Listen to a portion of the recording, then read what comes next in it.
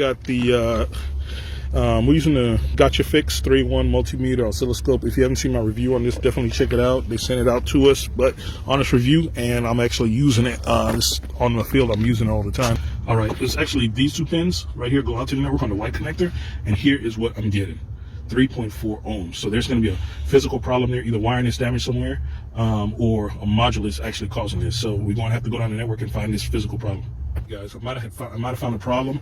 I'm tapped into those same two wires here, and hold on, let me clear. And we disconnected the transmission. I went down the line, took off the engine computer, and we still had the short. I took off the ABS module, still had the short. So the next line was in the diagram that you saw was the transmission. Enchufa ahí la transmisión.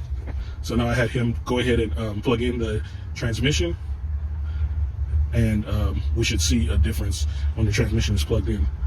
That's going to tell us that the problem is going to most likely be at or after the transmission. And we're going to find out if it's after the transmission in a second. I'm going to show you. See, now he plugged in. I got 3.5 ohms. Quítalo. So that's what's happening with the transmission plugged in. We're getting 3.5 ohms. So the problem can be literally at that TCM. I'm moving a little bit here, that's why. But that's what's going on here, guys.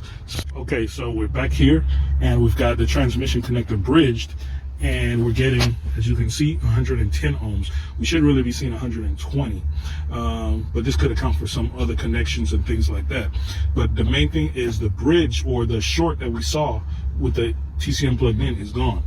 So that tells us that that short that we had to 3 ohms, I believe it was, is internal into the transmission, since we bypassed the transmission right now. In fact, if we plug everything back up, if this vehicle is able to start without the transmission, it might actually start, but I probably will have communication back with everything. So in fact, let's go ahead and do that. We're going to plug the BCM back up. The whole network is connected except for the TCM, which we still have bridged. And now we're in the DLC between 6 and 14 with our meter.